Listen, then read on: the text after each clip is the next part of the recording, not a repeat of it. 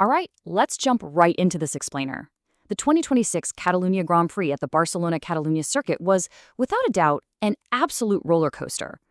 Today, we're putting our complete focus strictly on the MotoGP class final race digest and its unbelievable results. We're talking about a Sunday defined by sheer chaos, a literal miraculous comeback, and a post-race twist nobody saw coming.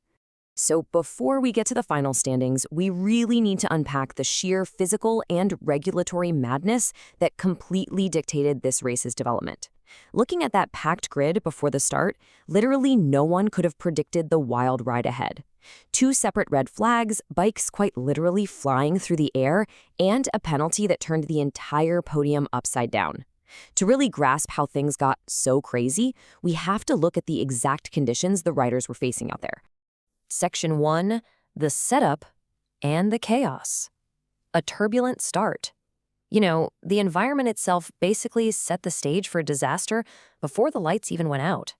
Track conditions in Barcelona are already notoriously tough on tires, right? But this weekend, nature threw a massive curveball with a meteorological phenomenon called Kalima. Basically, fine dust blew in all the way from North Africa and just blanketed the entire circuit. This severely killed the chemical grip of the asphalt, so riders weren't just battling each other, they were fighting a track surface that offered practically zero traction. Because of that, the race turned into this wild start-and-stop thriller. The initial launch was quickly halted. Then we get the second start, and bam, Pedro Acosta and Alex Marquez suffer a massive crash. Bikes and shattered carbon fiber debris were flying everywhere across the track, forcing an immediate red flag.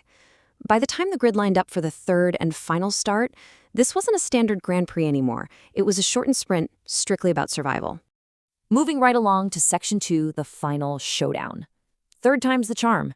Out of all this mess emerged an absolute story of resilience centered around one guy, Fabio Di Giannantonio. His race development is straight out of a Hollywood script. During that massive crash between Acosta and Marquez, Di Giannantonio actually hit the scattered debris and went down incredibly hard.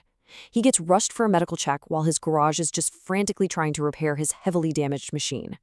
And against all odds, he gets cleared, lines up for the third restart, navigates that horrific Kalima dust, and somehow secures his second career victory.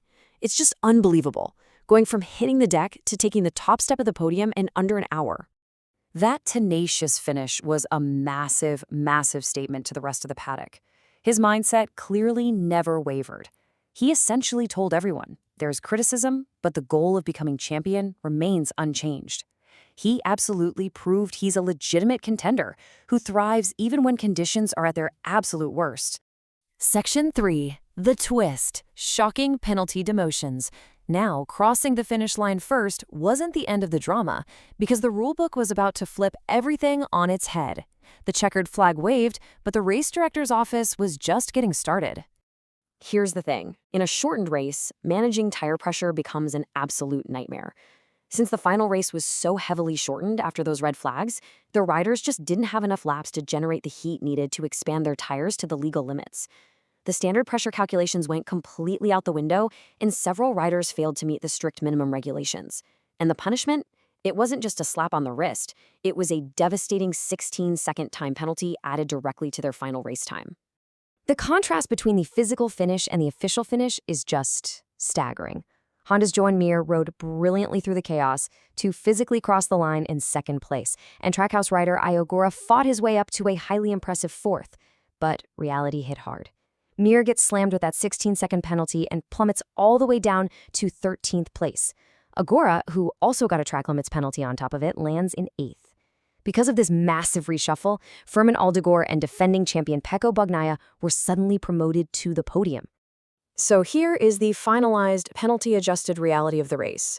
Di Giannantonio on his satellite VR46 Ducati officially takes the win. Aldegor on the Gresini Ducati takes second, and Bagnaia salvages a highly vital third place for the factory Lenovo team.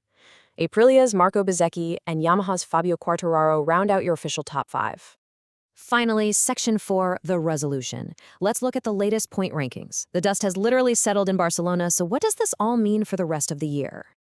Well, while Ducati swept this chaotic podium, the broader structural shift of the season still heavily favors the Aprilia Racing team. They've won 4 of the first 5 races and are holding strong at the top. Meanwhile, the factory Ducati Lenovo team, they are in deep turmoil right now. Pecco Bagnaia admits he still hasn't found the sweet spot for the 2026 bike setup. And to make matters worse, his teammate Marc Marquez was completely absent this weekend due to a broken right leg from France, which really halts their factory development. Instead, it's this new generation of satellite riders like Di Giannantonio and Aldeguer who are carrying the banner for Ducati. This final point ranking proves just how vital survival was today. Bezzecchi maintains a comfortable lead with 142 points, keeping Aprilia firmly in charge.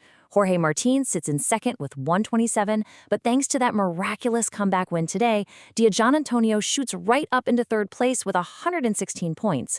Pedro Costa and I.O. Ogura round out the top 5, firmly proving that this new generation is aggressively taking over the championship fight. And that leaves us with a fascinating question as the paddock packs up and heads to Mugello. Today, the riders weren't just fighting each other. They were fighting the Kalima dust, they were dodging debris, and ultimately they were fighting the rulebook.